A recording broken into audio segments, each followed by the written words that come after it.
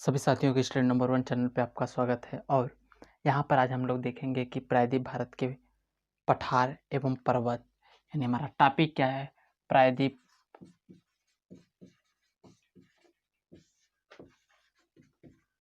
भारत के पठार एवं पर्वत। चलिए, हो गए पठार एवं पर्वत, पहाड़ी जो भी रहेंगी, इसके बारे में हम लोग डिटेल में चर्चा करेंगे। प्रायद्वीप भारत के कौन कौन से पठार कहाँ पर है और इसकी पहाड़ी कहाँ पर है, इसे आज हम लोग पूरे डिटेल में समझने का प्रयास करेंगे। आप लोग वीडियो को बिना स्किप किए लास्ट तक देखते रहिए। मेरी 110% गारंटी है कि आपको यह पूरा का पूरा कॉन्सेप्ट समझ में आएगा और यह प्रायद्वीप भारत को एक तरह से समझने की अहम भूमिका निभाएगा। तो चलिए स्टार्ट करता हूँ। हाँ साथी, जो भी नए हैं चैनल को सब्सक्राइब कर दीजिएगा और लाइक कर दीजिएगा। तो स्टार्ट करें। हाँ चलिए स्टार्ट करता हूँ। लेकिन प्रायद्वीप भारत स्टार्ट करने से पहले इसका थोड़ा सा इंट्रोडक्शन। प्रायद्वीप भारत कब बना, इसका क्या कहाँ का हिस्सा है। प्रायद्वीप भारत जो दक्षिण अफ्रीका या बोला जाए अफ्रीका, जो कि अफ्रीका गोंडवाना लैंड था। तो प्रायद्वीप भारत, हमारा जो भारत है, यह हिमालय वाले में बताए थे कहाँ से आया था, कैसे कैसे आया था, ठीक ना। और हैरियस का सिद्धांत और कोबर का सिद्धांत दिए थे। तो यह जो प्रायद्वीप भारत है, यह सबसे प्राचीन भूखंड है और यह गोंडवाना लैंड का हिस्सा है, यानी गोंडवाना लैंड से टूटकर यह प्रायद्वीप भारत आया है। आप नोट करते रहिएगा, नोट्स बनाइए अच्छे से। प्रायद्वीप भारत गोंडवाना लैंड का हिस्सा है, यह सबसे प्राचीन भूखंड है। इस कारण से यह प्राचीन भूखंड है और यह गोंडवाना लैंड का हिस्सा है। इस पर यह बहुत कठोर है। इस पर सामान्यतः ज्वालामुखी या भूकंप नहीं आते हैं। इस पहाड़ी पर, इस पठार पर भूकंप सामान्यतः नहीं आते। एक दो अपवाद हो सकते हैं, लेकिन सामान्यतः भूकंप नहीं आते हैं। तो प्रायद्वीप भारत का पठार आपको दिख रहा होगा, ये हिस्सा क्या है, प्रायद्वीप भारत का पठार है और यही गोंडवाना लैंड का हिस्सा है और यह टूट करके यहाँ भारत के रूप में विकसित हुआ है। तो इसे समझने के लिए थोड़ा सा हम समझा दें, एक डायग्राम छोटा सा बनाएंगे उसे। देखिए साथियों, हुआ क्या था कि यह हम उत्तर और पश्चिम से बना रहे हैं। जैसे कि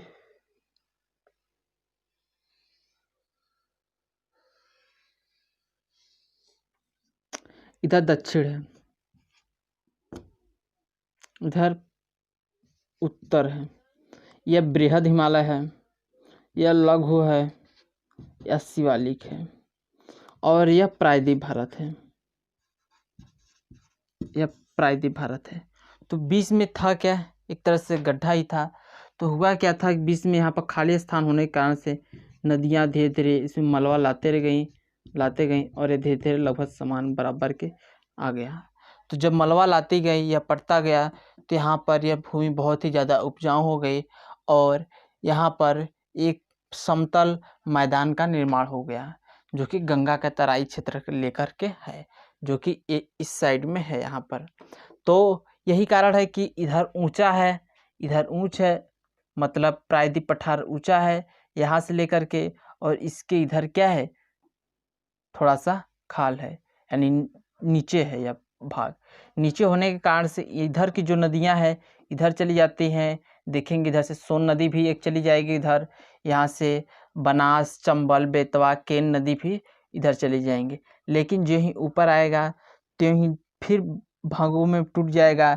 सतपुड़ा के साइड में नदियाँ थोड़ा सा इधर की ओर झुक गई हैं, मिट्टी इधर की ओर झुक गई है और इस साइड में पूर्वी घाट पर पठार यानी प्रायद्वीप भारत इधर की तरफ झुका हुआ, यानी उत्तर पश्चिम से पूर्व की ओर झुका हुआ है। इस कारण से नदियाँ इधर बह रही हैं।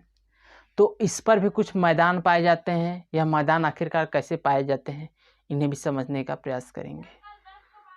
तो देखिए कैसे इसका निर्माण हुआ, हालांकि इसे नेक्स्ट वीडियो में बता दें क्या, चलिए नेक्स्ट वीडियो में हो सकता है बता देंगे, या तो इसी में बताएंगे, थोड़ा सा और आगे बताएंगे। फिलहाल यहाँ पर देखते चलिएगा। तो इसके अंतर्गत जो प्रायद्वीप भारत का है, प्राचीन भूखंड है, गोंडवाना लैंड का हिस्सा है, इसमें सामान्यतः भूकंप नहीं आते हैं। इन सब फैक्ट को हम लोग देख चुके हैं। या इसके अंतर्गत हम लोग अध्ययन कौन कौन से करेंगे, तो इसके अंतर्गत हम लोग अरावली पर्वत श्रेणी, मालवा पर्वत श्रेणी, विंध्य, सतपुड़ा, छोटा नागपुर पठार, पश्चिम घाट पर्वत, पूर्वी घाट पर्वत, नीलगिरी, दक्कन, अन्नामलाई और कार्डेमम का अध्ययन करेंगे।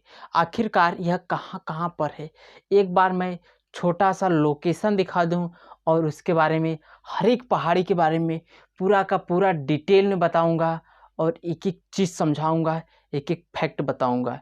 लेकिन हाँ, उसके पहले मैं एक लोकेशन, बहुत ज़रा सा लोकेशन बता दूं, फिर लोकेशन बार बार रिपीट करूंगा, आपको याद हो जाएगा, लेकिन छोटा सा लोकेशन भी मालूम होना ज़रूरी है।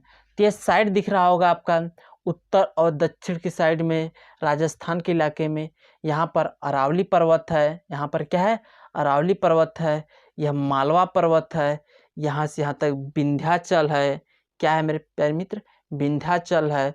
और यह जो दिख रहा है ब्लैक ब्लैक, यह है आपका सतपुड़ा है, और यह आपका छोटा नागपुर का पठार है। और यह पश्चिमी घाट है, यह पूर्वी घाट है। पश्चिमी घाट पर भी कई छोटी छोटी पहाड़ियाँ पाई जाती हैं, जैसे नीलगिरी, इधर दक्कन है, अन्नामलाई है, कार्डेमम है। तो हम लोग पहले चर्चा किसके करेंगे, इसी अरावली की, फिर आएंगे आज मालवा पर्वत श्रेणी पर, अरावली और मालवा पर्वत श्रेणी पर। और ये दो नदियाँ छोटी छोटी बह रही, एक नर्मदा और एक ताप्ती नदी है। और यहाँ से नर्मदा नोट कर दे रहे हैं, और इसके बारे में भी आगे बताऊंगा, लेकिन एक पहला थोड़ा सा चैप्टर स्टार्ट किए हैं तो थोड़ा थोड़ा भी एक इंटरेस्ट लाने का प्रयास कर रहे हैं। छोटा छोटा जानते रहेंगे तो फिर आगे मजा आएगा पढ़ने में। नर्मदा और ताप्ती हैं। इधर से ऊपर वाली नदी जो कि दामोदर नदी है, और नीचे वाली स्वर्णरेखा नदी है, स्वर्णरेखा नदी जो कि मालवा के पठार से निकलती है। और नीचे आप लोग जानते हैं गोदावरी, महानदी और कृष्णा और कावेरी नदियाँ बहती हैं। फिर हम लोग आगे बढ़ेंगे तो हमारे पास क्या मिलेगा, स्वर्णरेखा नदी है। तो यह हमारे पास क्या है, छोटा नागपुर का पठार। यहाँ पर 3 और पहाड़ी दिख रही हैं, जिसका नाम क्या है, गारो, खासी, जयंतिया। 2 ठो यहाँ पर और एक यहाँ पर, 3 पहाड़ी और है, जैसे कि बराइच है, मिरियाबोर है, यहाँ पर मिरियाबोर, हाँ चलिए ठीक है। तो यह जो गारो, खासी, जयंतिया पहाड़ी है, यह जो आपका दिख रहा है छोटा नागपुर का पठार, छोटा नागपुर का पठार का ही यहाँ पर यह हिस्सा है। छोटा नागपुर पठार का यह हिस्सा है। छोटा नागपुर पठार में इधर राजमहल की पहाड़ी है, राजमहल की पहाड़ी है। छोटा नागपुर की इधर साइड में राजमहल की पहाड़ी है, और राजमहल पहाड़ी का ही हिस्सा है। अर्थात गारो, खासी, जयंतिया पहाड़ी प्रायद्वीप भारत पठार का हिस्सा है, जो कि छोटा नागपुर पठार का हिस्सा है, और यह राजमहल पहाड़ियों का ही एक तरह से देखा जाए तो हिस्सा है। अभी पूरा सोचिए कि डिटेल में हो गया, डिटेल नहीं है, बस छोटा छोटा भी बता दे रहे हैं थोड़ा थोड़ा। और इसके बीच में कुछ गैप पाए जाते हैं, जैसे इस जो गैप यहाँ पर स्थान बच रहा है, इसे राजमहल गारो गैप बोला जाता है, या इन तीनों पहाड़ियों को मिला करके एक नाम दिया गया है शिलांग पठार या शिलांग पहाड़ी। तो इसके कारण से इसे भी बोल दिया जाता है क्या, शिलांग गैप। इन तीनों पहाड़ियों को मिला करके शिलांग गैप, नहीं शिलांग पहाड़ी बोला जाता है। इस कारण से बीच में जो गैप बनना है शिलांग गैप या राजमहल गारो गैप बोला जाता है। तो चलिए एक एक के बारे में हम लोग डिटेल में चर्चा करेंगे। सबसे पहले हम उठाएंगे अरावली, फिर मालवा उठाएंगे आज के इस वीडियो लेक्चर में।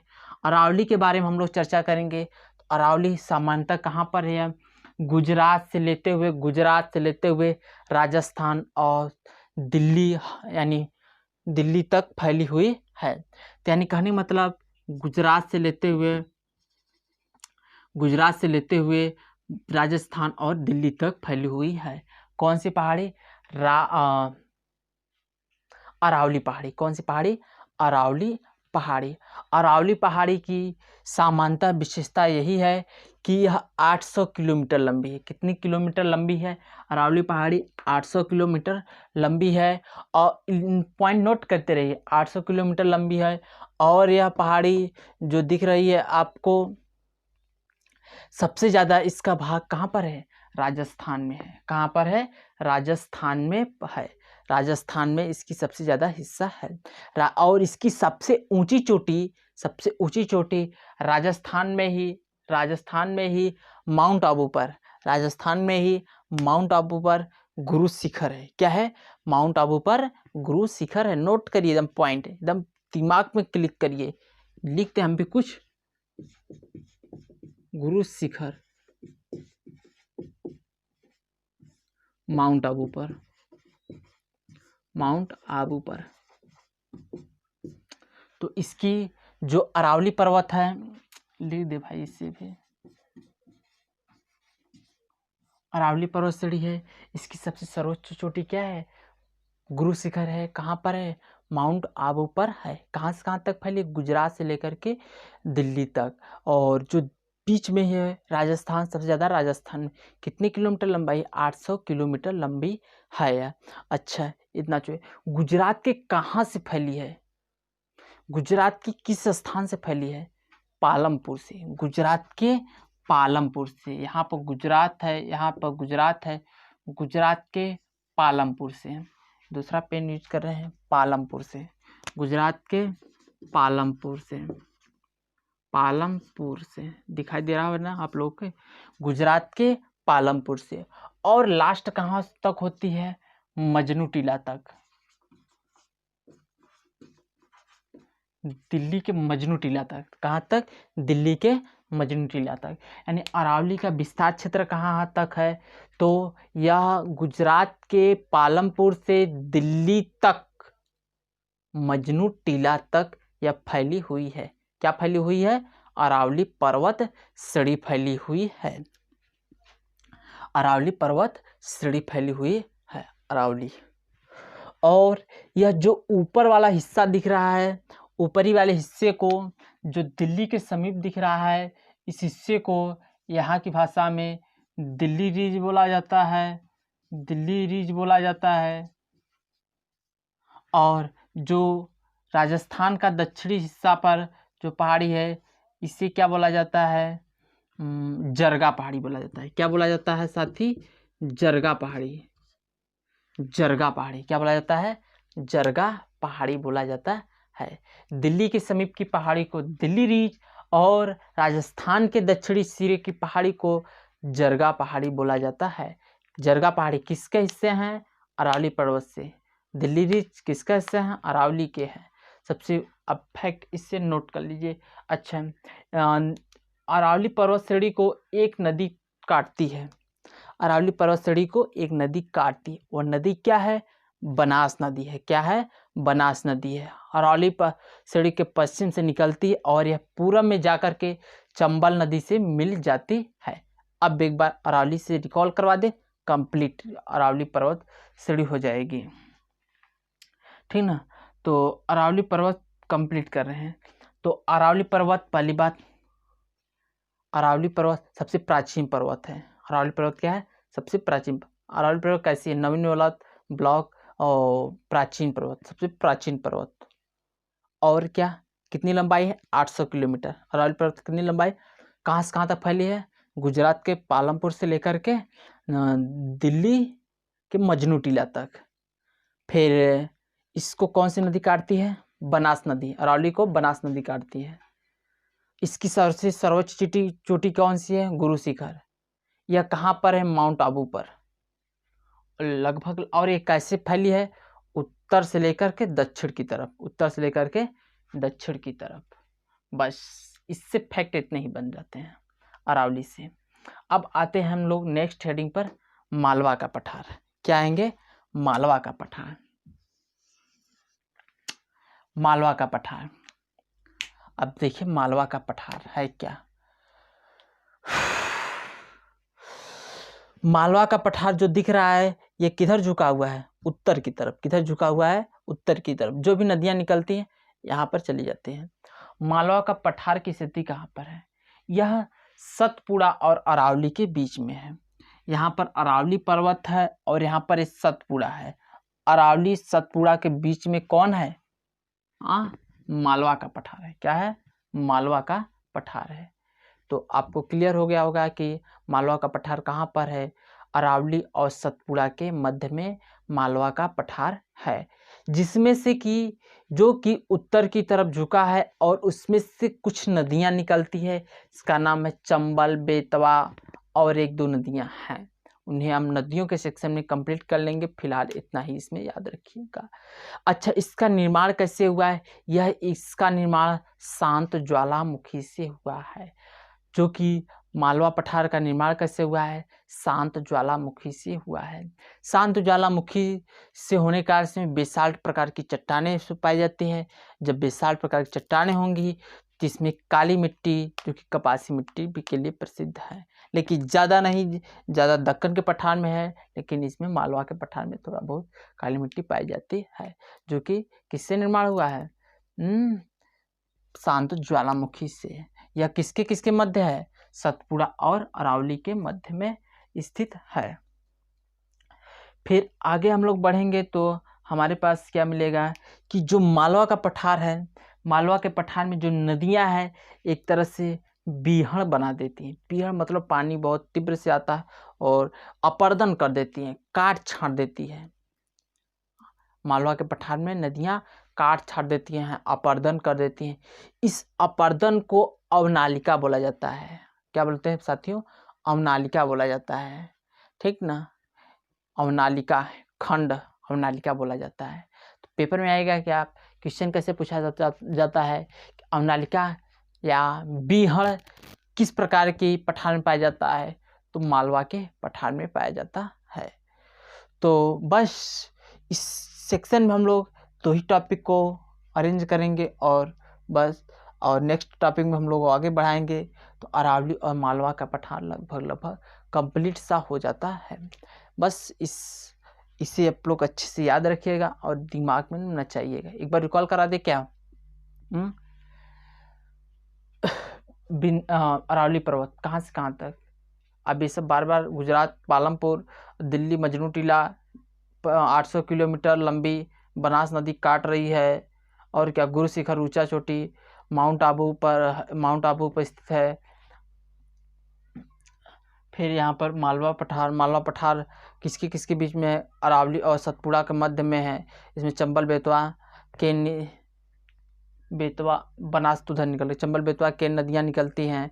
इसका झुकाव उत्तर की तरफ है और इससे इस शांत ज्वालामुखी से निर्माण हुआ है, जिसमें बेसाल्ट प्रकार की चट्टानें पाई जाती हैं। और इसमें बस इतना ही है। और ये हमारे पास ये नदी गंगा जा रही थी, यमुना जा रही थी। बस इतना ही। तो चलिए साथियों, फिर नेक्स्ट वीडियो मिलेंगे आपसे। तब तक के लिए सभी साथियों को मेरा प्यार भरा नमस्कार।